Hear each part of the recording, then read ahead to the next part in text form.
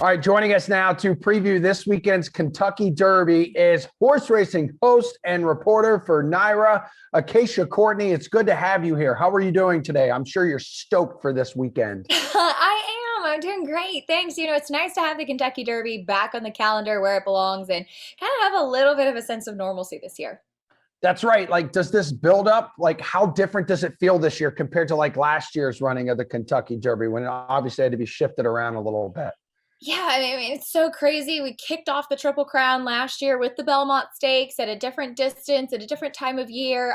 We were in the summer in Saratoga, covering racing at Saratoga while the Kentucky Derby was happening in the first Saturday in September, and then it wrapped up with the Preakness. So it was just kind of a taking it day by day more last year, just grateful we were having a Triple Crown at all, though I do think that there is kind of a big asterisk next to that Triple Crown year, whereas this year, we've got a solid group of 3-year-olds. We've got 20 horses lined up in the starting gate. You feel that buzz with Derby week, with some of the media being able to be back on track that we didn't have in the prior year. So you feel that excitement, which is kind of cool to have that back. Yeah, 100%. And I know Essential Quality is the likely favorite in the Kentucky Derby. He's undefeated in 5 lifetime starts. What makes this horse good enough to win? Well, the fact that he was the 2-year-old champion and then came back at 3 and then won his 2 races so far as a 3-year-old in the Southwest and the Bluegrass. Now, the thing is that I think he was a very, very good 2-year-old. You want to see them continue that on as a 3-year-old, but at this point, leading into the Kentucky Derby, you want to see them progress. And I don't know if we've really seen Essential Quality take that big step forward. I think he's always been very good, and he has done absolutely nothing wrong as of yet. He's pretty push button. I think he's a very worthy favorite, but I actually think this is a relatively wide open 3-year-old crop. Would I be surprised if Essential Quality wins? Not at all. He's done nothing wrong as of yet, and he does have the ability to kind of have a tactical running style. But as I like to be difficult, I'm going to try to beat him. Awesome. And in the last like 10 years too, the winner of the Kentucky Derby has always shown speed and like been placed like forward in the race. Which horses this year do you think fit that race winning pattern?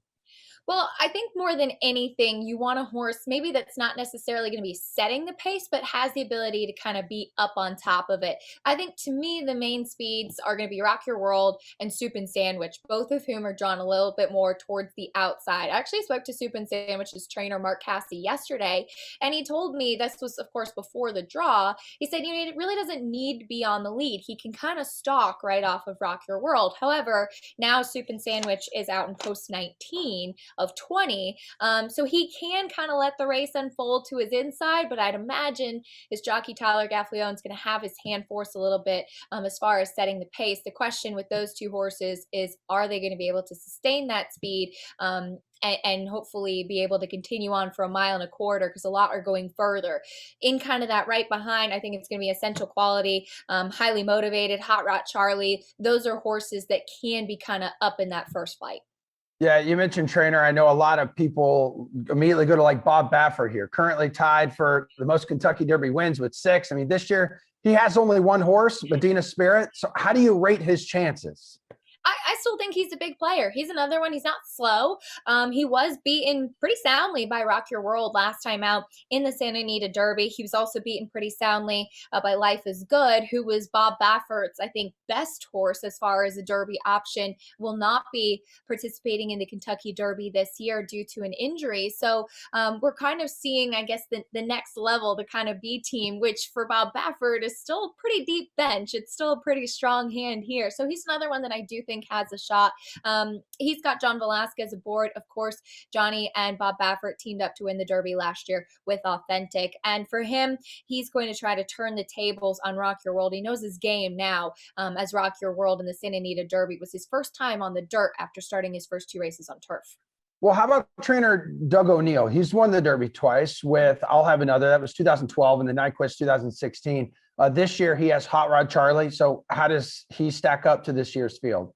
I like Hot Rod Charlie. I've always liked him. I remember seeing him in the paddock before the Breeders' Cup, where he was second a second to Essential Quality at over 90 to 1 that day, and I was like, wow, this is a gorgeous horse. He's so stunning beforehand. So I mean, he look at him. He was beaten 3/4 of a length that day behind the horse that became the 2-year-old champion. He kind of had his coming out party, winning the Louisiana Derby last time out. He has kind of that forward running style. The problem is that I was thinking he'd kind of be a long shot coming into the Derby, as I've liked him since he was a 2-year-old, but I think he's become a little bit of the buzz horse. So I may not get as big a price as I ultimately would like, but I think Doug ONeill has a major shot with this horse to win his 3rd Derby. Yeah, I mean, while we're just ripping through trainers here, how about Todd Fletcher? Likely to have 4 starters in this year's race. So Known Agenda, Bourbonic, Sainthood, and then Dynamic One. So Fletcher holds the all-time record of starting the most horses in the Kentucky Derby. That's 55. Won the race twice. Super Saver in 2010. Always Dreaming in 2017. Which of his horses do you like this year? Of the 4, I've always preferred Known Agenda the most. He's taking the same route that Always Dreaming did, winning the Florida Derby, trying to continue on and win the Kentucky Derby. The same connections as well, or some of the same connections at least. Vinny Viola, owned and bred, in fact, Known Agenda. He was a partner on Always Dreaming as well. Vinny Viola also a partner on Dynamic One, so he has a pretty good chance too as far as owners go. Dynamic One drew the rail of 20 horses, but with last year into this year, we've had that new starting gate where there'll actually be some space off of the rail for the starting gate. So drawing post 1 is not as much of a disadvantage as it has been in years past. And we did see Known Agenda racing inside horses in the Florida Derby last time. He's shown a lot more improved maturity with the blinkers added. He's going to have some hurdles to overcome. I'm not saying that he's got an easy time of it drawing the rail. I just don't think that as much should be made of it as it will be with that inside post draw. Acacia, I think a lot of people too think of the Kentucky Derby and like weather definitely comes to mind. I think there's no like middle ground. Sometimes you're used to seeing like the horses and the jockeys just covered in like mud. But as of now, like the forecast looks to be clear with no rain. But if it does rain, how does that affect like the running of the race? Well, you always want to see horses in big fields when it's raining, I think, that have a little bit more speed. So kind of going to what we were talking about already with the tactics that may be in place in this race. There's kind of the old racing adage, clean faces win races. The horses that are up more on the front end and are part of setting the pace, you'll see there's no mud on the front of their bodies. They don't have to deal with that kickback.